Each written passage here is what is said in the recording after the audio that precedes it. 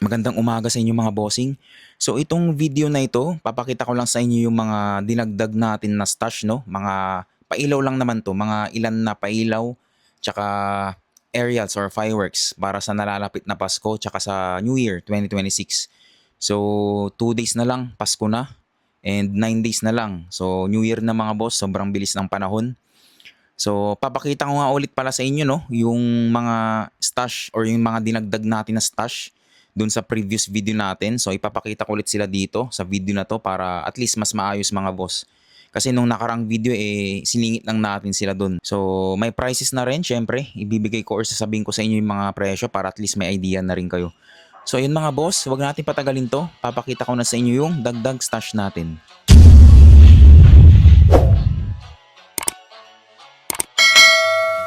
Simulan natin dito mga boss. Yan. So ito yung mga dagdag stash natin na pinakita ko naman na sa inyo dun sa previous video natin. So yan, meron tayong Yanko dito mga boss. Yanko na Jumbo Silver. Yan. So bali 5 piraso yung binili natin. Price range nasa 30 to 50 pesos each.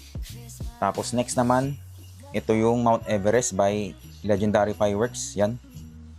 Bagong packaging. Price range mga boss, 65 to 75 pesos each. Yan. Sulit, below 100 pesos.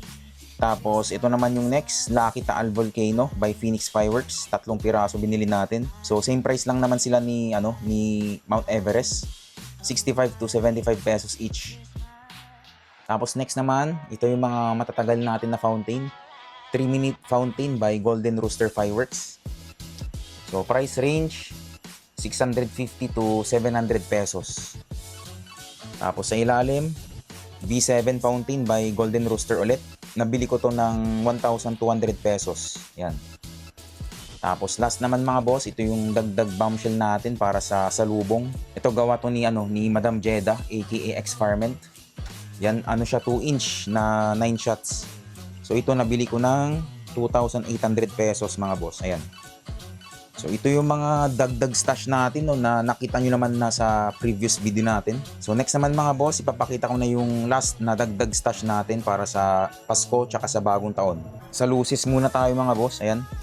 So ito yung dagdag na binili natin, no. So ito bagong labas to mga boss, ayan. Yung tawag dito is Magic Lucis daw by Tiger Fireworks. So sa isang pack is nasa 10 pieces yung laman niya, ayan. So ito based sa mga nag-upload nito, hindi daw to nakakapaso. So pwede siya sa mga bata mga boss. So testing natin to. Ang presyo nito mga boss, itong isang pack na to is nasa 200 pesos each, no? Itong pack na to. So dalawa yung binili natin. Bali 400 pesos itong dalawa na. So testing lang natin kasi since may pamangkin tayo mga boss. Alam niyo yun, pwede siya sa bata, hindi siya nakakapaso. So testingin natin to. Magic Lucis by Tiger Fireworks. Ayan. Ito naman yung mga dagdag na fountain natin mga boss para sa salubong. Ayan. Nagdagdag tayo ng isa sa magandang fountain ni Dragon Fireworks. So ito is Wishing Well. Dragon's Wishing Well. Yan. So bago na yung packaging nila. Ang ganda. Tapos ito naman is Dragon's Dance of the Fireflies. Ayan. So new packaging. Tapos, mas pinaganda pa yung niya or mas pina-improve pa yung effects niya mga boss. So, ang ganda ng nila, ng new packaging nila. Actually, halos lahat new packaging na eh. Pati yung yung Serenity, tsaka yung Fortune, may nakita ko new packaging na rin. Halos lahat talagang binabago na nila yung packaging mga boss. Tsaka mas pinapa-improve pa lalo yung nila, yung product nila. So, ang ganda mga boss. Etong presyo nito mga boss or price range nito, nasa 375 to 400 pesos each. So, kung naghanap kayo ng fountain na ang tagal niya is 1 minuto, tapos may whistle na, tapos may crackling pa, eto mga boss, recommend ko sa inyo, no? Dragon's Dance of the Fireflies, tsaka itong Dragon's Wishing Well, yan. Sulit na to mga boss, sulit. Unahin muna natin yung mga fountain natin, no? Yan. So, meron tayong ditong, pangalan niya is Star Warrior na fountain, tapos may 19 shots na cake siya. So, ang brand niya mga boss is Top 167. Ayan. So, ito imported yata to eh. Kasi Top 167 naman to, hindi naman natin madalas nakikita to na na brand. So, ito mga boss, nabili ko kay Boss ZP Ambitious. Yan. Maraming salamat sa iyo, boss. Check natin yung ano niya, yung loob niya, kung ano yung itsura. Ayan, ito yung loob niya mga boss. Maganda to kasi meron ng video neto si Boss ZP. So parang yung fountain niya is, yung duration niya is nasa parang almost 15 seconds, tapos meron siyang 19 shots na kick. So sulit na siya mga boss. Ang ganda ng nito ng finale niya, dalawang finale niya. So ito nabili ko ng 1,700 pesos. Pero meron din siyang 25 shots na ganito rin. Pero mas mura yun mga boss. Ang alam ko nasa 1,300 yun Pero ito yung binili natin kasi mas maganda yung neto, yung effects neto, tsaka dalawa yung finale neto. Kaya mas pricey ito ng konti compared dun sa sa 25 shots. So pang testing lang to mga boss kasi nagandahan ako nung pinost to ni Boss ZP sa story niya. Maganda yung neto, effects neto. So kung gusto niyo bumili ng ganito kay Boss ZP, ilalagay ko na lang yung Facebook link niya sa comment section mga boss. Ayan. So eto di ko lang sure kung sa Pasko or bagong taon natin to sisindihan. Pero baka sa na lang siguro, sa salubong. Yan. Medyo marami na rin kasi tayong sisindihan sa sa Pasko. Kaya baka sa salubong na lang to mga boss. Tapos next naman na fountain natin. Eto yung dagdag stash natin mga boss, or dagdag fountain natin para sa salubong. So Dragon Fireworks, Dragon's Fountain of Trevi. So eto matagal ko na rin tong nakikita sa kapitbahay namin to dati. Akala ko siya fireworks siya. Kasi kung makikita nyo, box talaga siya. Mukhang aerial. Pero fountain pala to. So, finally, masisindihan na rin natin to or matetesting na rin natin to mga boss. Kumbaga ito yung ito yung 3-minute fountain ng Dragon Fireworks. So, sa ibang brand, ganito yung itsura ng 3-minute fountain nila. So, kadalasan ganito naman triangle talaga siya. Tapos sa Dragon naman, ganito siya mga boss, yung itsura niya.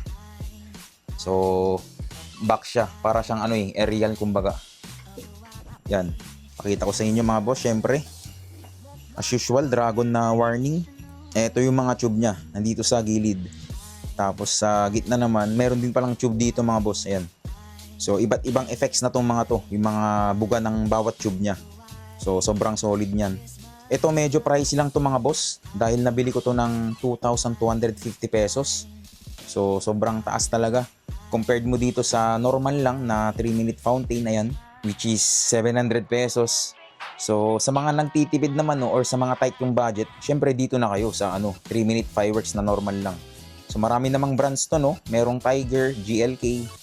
Pero para sa akin based sa mga uploads, solid tong Golden Rooster na brand. So kung nakaluwag-luwag naman kayo, kung na-testing nyo naman na lahat ng 3-minute fountain, pwede naman kayong bumili ng ganito. So 3-minute fountain ng Dragon mga boss, Fountain of Trevi. Hindi pa kasi natin to na-testing kaya binili natin to. So ayan mga boss, ito yung mga fountains natin Next naman, dun tayo sa mga aerials natin na dagdag stash. Ito yung dagdag aerials natin para sa salubong mga boss. Black Star 16 shots by Legendary Fireworks. So ito medium caliber na rin siya. So malaki yung niya or medyo malaki yung butas ng tube niya. Ito mga boss, ang alam ko bagong labas to So ang presyo nito nasa 800 pesos.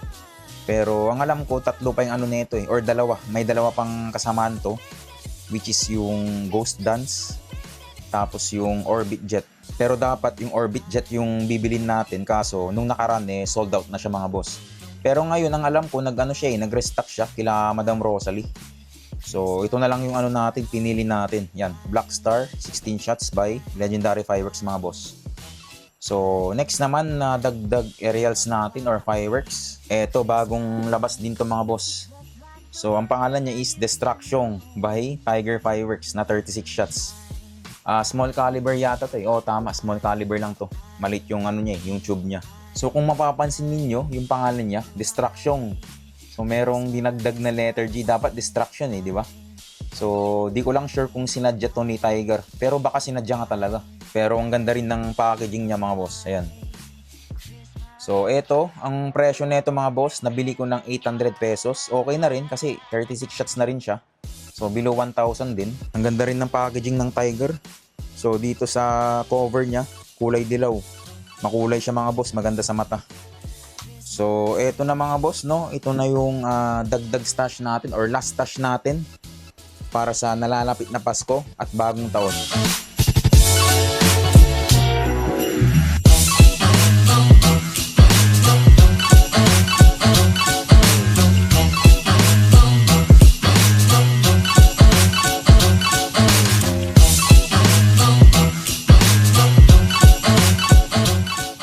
So eto na nga yung mga dagdag stash natin or last stash natin para sa nalalapit na Pasko at bagong taon. So karamihan naman dito mga boss sa New Year na lang natin sisindihan. Bukod na lang dito sa 3-minute fountain ni GRF, itong V7, itong mga cone fountain natin yan. Tapos itong Magic Lucis ni Tiger mag-testing na rin tayo nito sa Pasko. So the rest mga boss, itong mga dragon fountain natin, itong fountain with cake, itong Black Star hindi ko lang sure, baka sa New Year na lang siguro kasi marami na tayong sisindihan sa Pasko. Tapos itong Destruction sa New Year na lang din siguro or sa Pasko na lang to siguro kasi wala pa tong masyadong video or na-upload sa sa YouTube. So sa Christmas na lang to siguro mga boss. Tapos itong bombshell natin syempre sa New Year to. Pati itong Fountain of Trevi ni Dragon sa New Year na lang din para may matagal tayong fountain sa sa salubong mga boss. And 2 days na lang pala Pasko na. So sana hindi umulan sa mga lugar na inuulan ngayon kasi dito sa amin mga boss maaraw. Ayan. Actually ngayong December hindi umulan dito sa amin dito sa La Union. So maganda yung dito, yung weather. Kaya pagdasal natin mga boss na hindi umulan diyan sa lugar ninyo para at least makasindi tayo ng maayos, di ba? So ayan mga boss, maraming salamat pala sa inyo sa patuloy na sumusuporta. So hindi po ako magsasawang magpasalamat sa inyo kasi syempre kayo lang naman yung bubuhay sa channel natin. And abangan nyo na lang yung mga test fire nito mga boss. Karamihan sa New Year natin sisindihan, pero abangan nyo na lang yung mga sisindihan nating mga pailaw or mga fireworks sa Pasko mga boss. So ayun lang mga boss. Maraming salamat kasi sa mga nagko-comment dyan, ang dami din nagsasabi na na nakakatulong daw tong mga videos natin sa kanila. Kasi dahil daw sa atin alam na nila yung mga fireworks na bibilin nila or mga paputok. So maraming salamat ulit sa inyo mga boss sa laging nagko-comment sa mga first gang natin dyan, alam niyo yun, first, second, yung nagko-comment ng ganun So salamat sa palaging pag-abang sa mga videos natin mga boss. Sana maging masaya yung pag-celebrate ninyo ng Pasko mga boss. Kasi kung tutusin hindi naman importante itong mga paputok Kumbaga parang lang to dagdag saya kumbaga. Pero yung mas masaya talaga is yung sama-sama kayong family. Alam niyo yun? Yung mga kaibigan mo, mga tropa, yung mga pinsan ninyo. So yun naman yung importante mga boss. Yun yung essence ng Christmas tsaka bagong taon, di ba? Etong mga to, bonus na lang to itong mga paputok So hopefully mga boss masaya yung pag-celebrate ninyo na Pasko. So, ayun lang mga boss, Maraming salamat ulit sa inyo. At don't forget to like, share, and subscribe. At hit nyo na rin yung notification bell para ma-update ka sa mga videos kong paparating. Abangan nyo na lang mga boss yung mga uploads ko sa Pasko, yung mga paputok natin or mga pailaw natin. So, maraming salamat ulit sa inyo mga boss at kita-kita tayo sa susunod kong video.